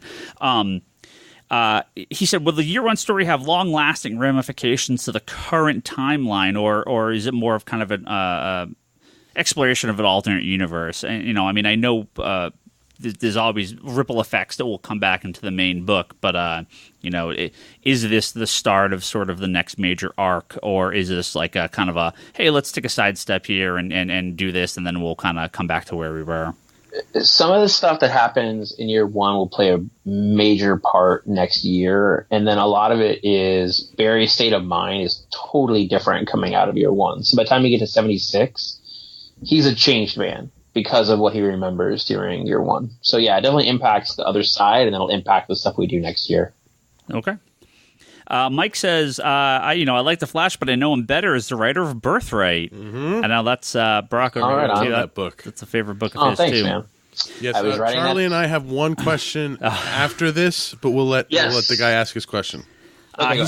He says, is there a planned ending for Birthright? And do you have a number planned? How many issues do you have left, do you think? We've talked about a number occasionally, but I never want to nail myself down to a number because I'm always worried that I don't want to stretch it out. I don't want to be like, oh, we're going to go to this number. And then I get to a point where I'm like, I'm literally just dragging this out. I can end it earlier. Then I also don't want to say a number and then have to go over that number. Yeah. But I know the last issue like the back of my hand. Like nice. I know I've already written the closing scene of it. Like I know that scene really well, and I alter it sometimes. Like I've made slight changes to it in ways that as I'm writing it, I've changed my thoughts on a couple little things. But realistically, like the very last image of the book, I know what it is. Nice. All right, now Charlie, you can ask it because you're the man here for that stuff. So I collect nice hardcover volumes. Do you plan to do a deluxe edition hardcover for that one? So here's the thing. I also collect hardcover deluxe stuff, and I'm obsessed with it. Like we had the Nailbiter ones, and I've always wanted one. So they made a Nailbiter, or I'm sorry, they made a Birthright hardcover that was like a con exclusive back years ago. So here's the thing. There's that, and then in Paris, they make these editions of Birthright that are like they're almost like artist editions, like the ones that IAW makes. They're almost like that. Those are your size, Charlie. Dude, so I have them right here when they're huge. They're not that big, but they're like you look at them, and you're like, holy crap, that's a giant hardcover. Yeah. And so I told them, I'm like, whenever we do the hardcover, I want it to be that size. So I'm going to say don't quote me on this, but I'm on a podcast. But so basically, they're waiting to see how the media stuff plays out. That is my answer. Essentially, it's like if we get the Birthright movie, which Universal's they have the option, and they're talking to a director right now, and they have a script that's awesome. If that plays out, if it starts to advance a little bit further, then yes, they'll do the hardcover. But I bug them about it too because I really want one. It's just a matter of convincing them a nice that it's worth their while. Size hardcover. Yeah, well, Skybound, the only things that ever at Skybound that only get hardcovers are Kirkman stuff. Everything else they've ever done don't. Yeah. Well, I mean, Image has started to do a lot more of the deluxe size hardcovers for. They have like Saga and Descender. Wicked and Divine have gotten it. Yeah, I was like Nailbiter. Yeah. We have them. All of Nailbiters collected like that. We have all the three. Like the last one just came out last week. I love it. I would. Yeah. I'm hoping we do, and I think Andre's art would really lend itself to that. Like, because I have those hardcovers. I have the Paris ones, the French ones, and those ones are freaking awesome. And you can see, like, man, this stuff it really works at this level. So we'll see. I'm hoping. Yes, you're making me tempted. You need to take a picture. You need to take a picture and tweet it out so we can see those things, and then retweet it so we can get the ball rolling, and we'll all at Image. Dude, I'll show you. I'll send you a message. I mean, you'll see. Nice. All right. A couple similar questions here. Got one from Lee, one from Brennan. I think guys are all on Twitter. Lee has a kind of more specific, so let's go with his. He says, will it ever be revealed what Reverse Flash was up to at the end of the Rebirth one-shot? And what happened at the end of Flash 19?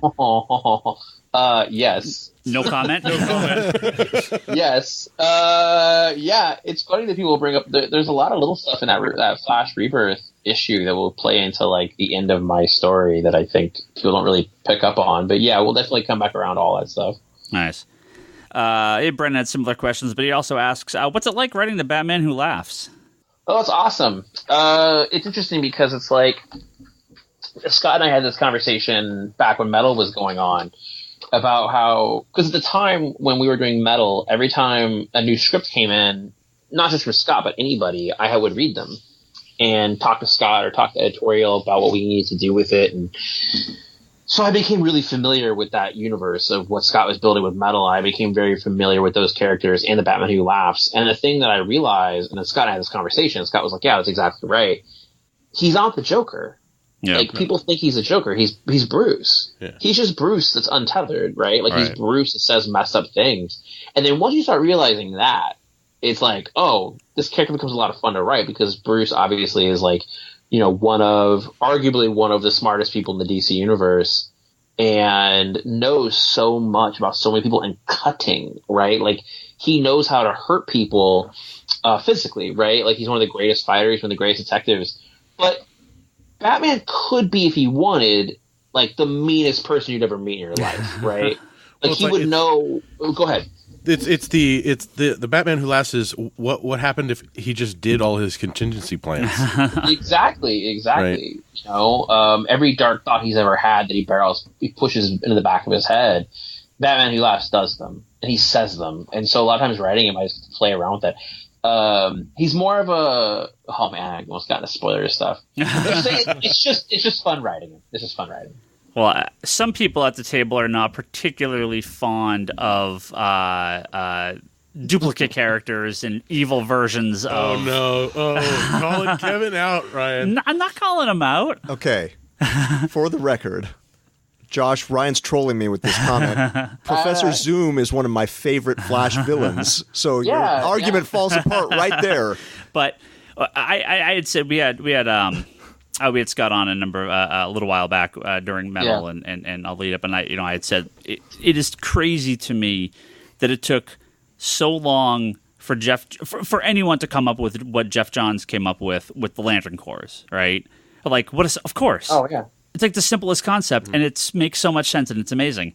And to me, the Dark Knights are kind of that level for Batman. It's like, oh, of course. It's just like, this makes so much sense. Well, why did no one do this before? It's like what Scott did with Animal Man and Swamp Thing and like the Green and expanded on that even more. Yeah, he thinks about all this stuff nonstop. Like, it's so funny with him. We had this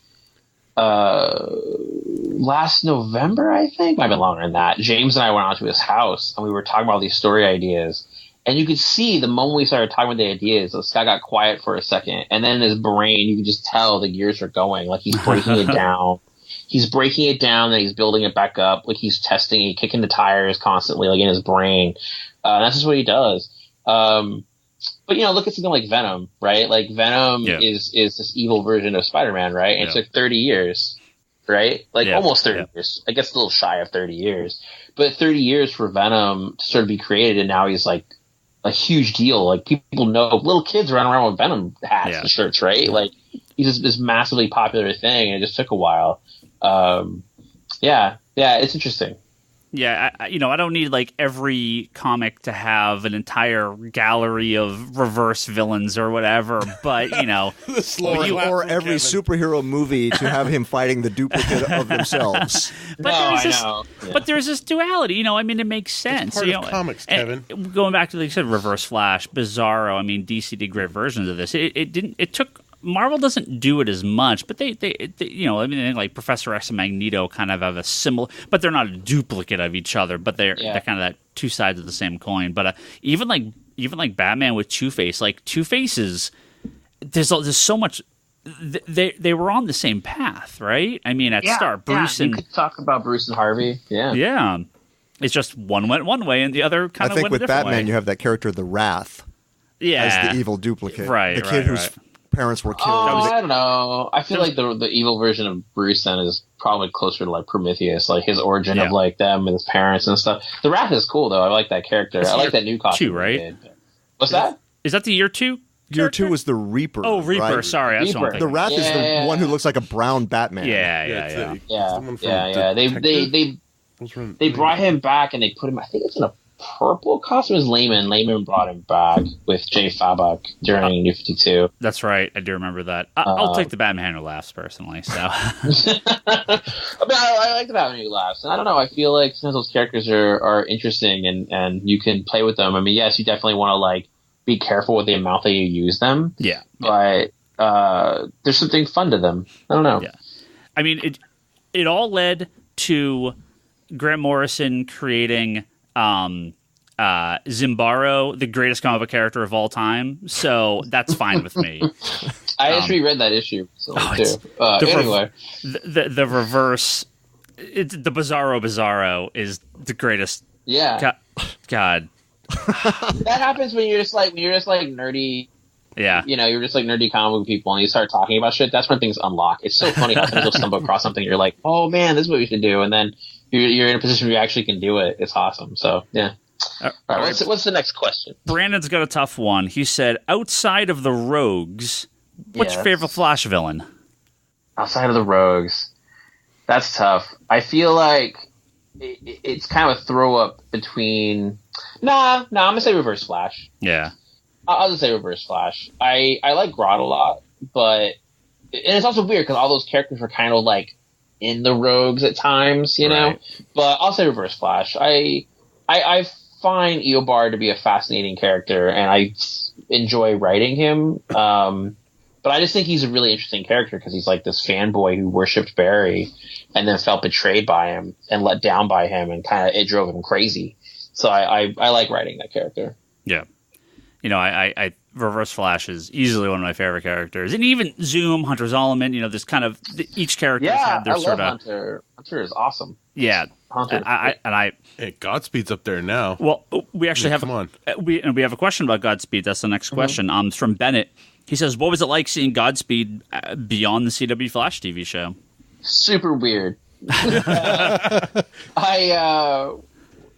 That character has such an interesting journey to me, like on my end, of just like getting that character in there and the conversation we had with him, and then kind of like it felt like he was popular, like, or at least had attention right off the bat. Yeah. I was shown a picture of that costume a while ago, and I was like, oh no fucking way, right? Like I was like, I mean, and it was him. It looked exactly like him. Yeah. And I was really just like, wow, they really are doing this? What? No. Wait a second. They didn't give you a full-blown actual like replica from the set to put in a case in the corner of your house?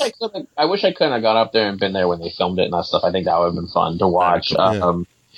But it was super weird. And then because I'm on the West Coast, when the actual episode aired, I was like seeing responses and stuff before I could actually watch it. So I ended up watching like clips on YouTube that people were uploading like immediately after, just so I could see what he looked like in motion. Because I'd seen pictures from them, from the TV people. I'd seen some stuff. Yeah. From DC. I'm sorry, from the DC people. I'd seen some stuff. But yeah, it was super. What a strange thing, man. And that's not that old. That's only a few years ago. It's 2 years. I think we're the first thing that was created from Rebirth that ended up being used. I'm not completely sure on that. I think Gotham used something, and I think they've had little stuff, but like I think we're the first like straight out villain that's been used. I might be wrong, but yeah. Well, they're quick to turn the stuff around now. It's ridiculous. I mean, we had like a whole season of the Owls on Gotham. And, like that was a couple of years back too. So I know. Much removed from the books. It's nuts. All right, what's the next question? We got two more. One from Derek. He says, I know they were Wally's crew, but what are the chances we'll ever see the return of Tina, Jerry, Mason, or good old Chunk? I always have a hard time using any Wally characters. I feel like it's not fair because those are Wally characters. Yeah. Anybody who's in Wally's, like, his crew, to use their words, I'm always leery of using because I just feel like, I don't know, I don't want to take away from Wally. I didn't use Hunter until I could use Wally. That was a big part of it. I like Hunter a lot. I wanted to use him, but I was very clear I would not use Hunter until I had Wally in the book. Hunter will come back in the book soon, without spoiling stuff too much, but he'll come back in the book soon. Sure. That's only because we've been kind of teasing him in the book since Flash War anyway. Like, it was just really important to me not to use anybody that was one of Wally's characters. Yeah, well, I think the couple crises that have happened since those characters were introduced, I don't know, probably took those guys out, right? Yeah, 3 or 4 times at this point. Chuck was kind of used a little, but I think he showed up once, but. A final question from Jack. He says, while it was a wonderfully told and complete story, are there any more plans for Deathbed? No. Okay. me and Riley, like we were talking about before we started recording, Riley and I talk fairly frequently. We were going to talk today, and I missed him.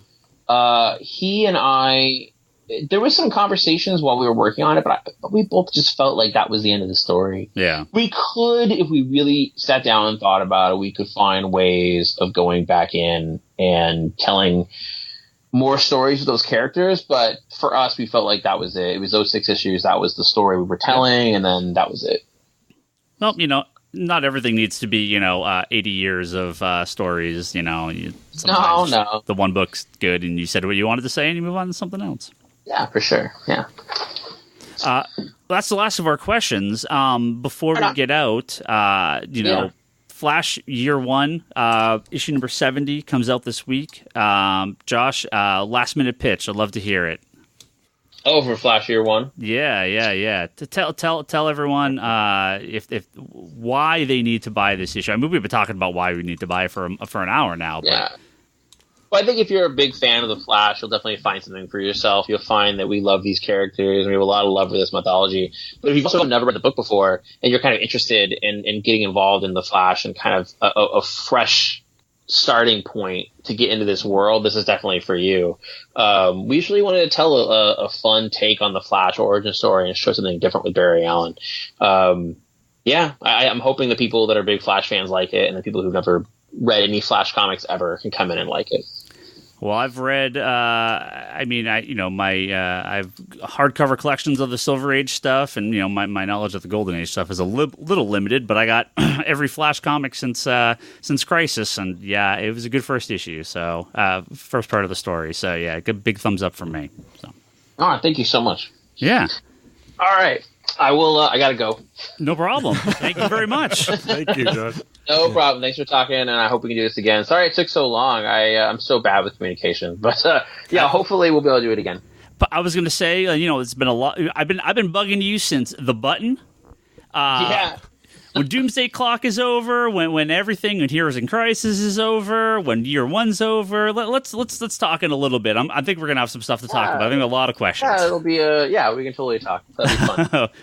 All right, I'll talk to you guys later on. Thanks a bunch so much. Thank you. Josh. All right, have a good night. You too. Bye. And that was a terrific conversation.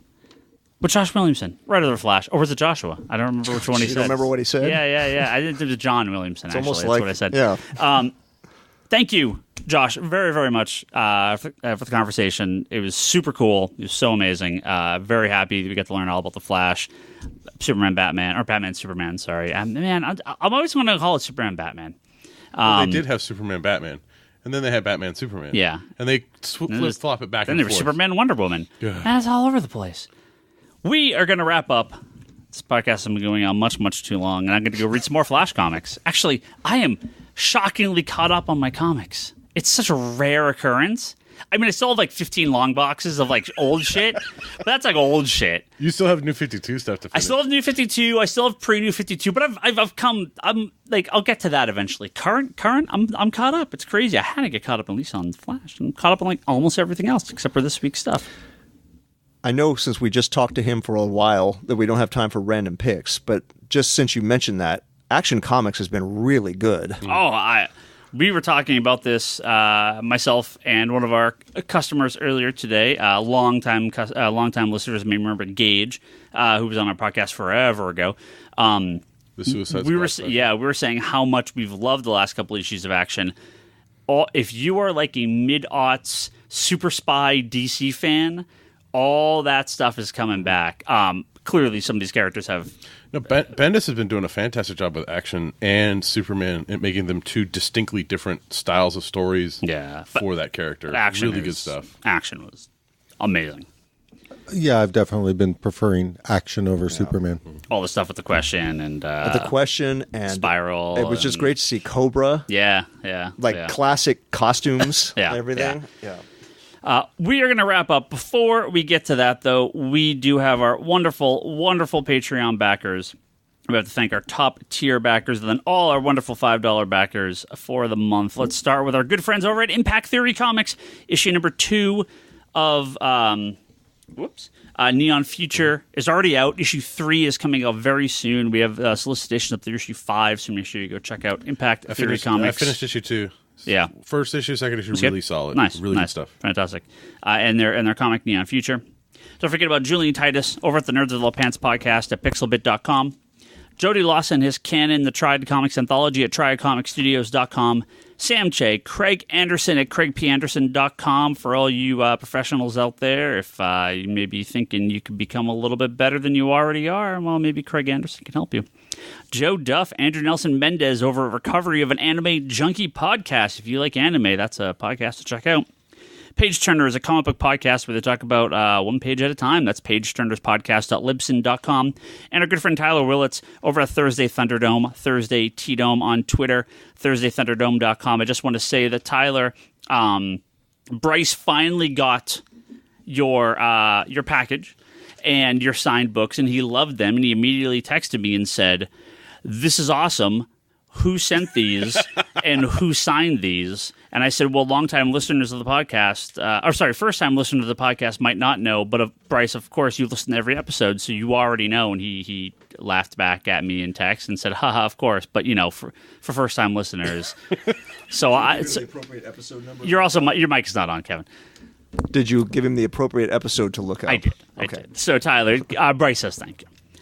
The Comic Conspiracy. Oh, wait, hold on. No Patreon. Before I get to that, we have our Patreon backers. I almost jumped straight into the outro. Let's thank our good friends Dennis Jansen, Alex McHale, Matthew Schnapp, David Baroldi, Don Kilson, Mark Long, Stephen Sepfa. I'm terrible pronouncing last names that I don't know. Ivan Liskanik, and I'm actually terrible pronouncing last names I do know. Mike, and sometimes first names. Darginio, Brian Morawski, Miles Gakula, Bryce Larson, quotes. Toby, have you one day any update? Have you narrowed it down to 492? See, I can't even give you his Gmail. I can't even give you his email account or his info on here because it's just. Is it just Bryce Larson quotes at gmail.com? Yes, yes. I can't even track it down from that. It's like the black glove, Ryan. Yeah. We gotta get fucking Julian Assange on this shit. Okay, let's get WikiLeaks. They'll figure it out for you. Paula Schultz, Joseph Rodriguez, Jack Ildefonso, Christopher Noyes, David Safar, Brian Wyckoff, Identity Stunk, Joe Cachadorian, of course. Stunt, Identity Stunt writer, Joe Cachadorian. PJ, we do have trade paperback for Identity Stunt in store as well, so just check that out. We have a couple copies here. PJ Ryder, Josh Elliott, Rob Bendixson, Travis Fleischman, Tim Martin, Amy Foster, Mason Barber, Anirban Banerjee, Robert Lane, Christopher Stone, Timothy R. Chris Lockhart, Aaron Wright, Father Dante, Alex Young, Chris Palaki, Kevin Ellis, Chris Olivas, List of the Living Dead. I believe that was someone else's name prior because that's not the name that I recognize. But if you're into the Living Dead and you want a list, these guys got it. It's probably a very long list. Dominic Arisman, Chris Bunch, Edgar Moreno, and, of course, Andrew Cuscieri. Thank you guys all very, very much for your continued support over at patreon.com/comicconspiracy. Don't forget to go to comicconspiracypodcast.com, geekbox.net, and iTunes, where you can find all our previous episodes. You can always throw a rate and review us over there. youtube.com/comicsconspiracy is where you can find all our previous episodes. And putting the Avengers soundtrack for 10 seconds in between segments sure immediately gets Disney to file a copyright claim on your podcast episode. So there you go. Did? Of course. I mean, it's got their music in it. So 10 seconds. The Comic Conspiracy at geekbox.net is Why'd you put it in? because a cool transition into Bryce's audio. I don't care. It's fine. It's under copyright. He's fine. The Comic Conspiracy at geekbox.net is where you can send your long-form questions. Patreon.com. Bryce gets a theme song start? Well, because we had to go into his... After we talked, we went into Bryce's, his stuff. Good information to know. And then back out to our outro. All right. Yeah. Good to know. Digital.comicsconspiracy. Obviously, I'm a first-time listener. .biz is where you can find all our digital comic books. They're nice, they're cheap, they're easy to read on your tablet. Yeah, lots of good sales. Comicsconspiracy.biz, of course, is our traditional website, and we have all sorts of comics on there you can purchase. Brock usually ships them out, and buy comics on there. ConspiratorBrock.com, that's Brock's blog, video pull list, and unboxing videos. Wanders in the Fourth Dimension, that is Charlie's Doctor Who podcast. Etsy.com/shop/Leanne Hill Art. Leanne was out here for Free Comic Book Day, sold a bunch of prints. Of course, if you something you want that was not available that day, we have here in the shop now. And of course, you can always get from her directly at Etsy.com/shop/Leanne Hill Art. If you're on Twitter, Ryan Higgins Ryan, that's me. Brock Sager is Brock Sager. Toby is Toby XI. Charlie is Insanity and Chaos. That Kevin Sharp is That Kevin Sharp. Comics Con Store, that's the store. Joshua Williamson is Williamson_Josh, so you can follow him over there if you would like. And, let's go back to this. And, of course, don't forget Geekbox, Comedy Button, Manga Machinations, and Infinite Binge. That is on YouTube. You can always go on there. And when did we drop Good Job Brain? They just don't release new episodes, unfortunately. So yeah. I'm waiting for you to say the boom boom, and it just doesn't happen. Well, we have good friends at Good Job Brain, and I hope they start doing podcasts again. I don't know if they're going to, but we're going to wrap up. Thank you all very much for listening, and we'll catch you next week.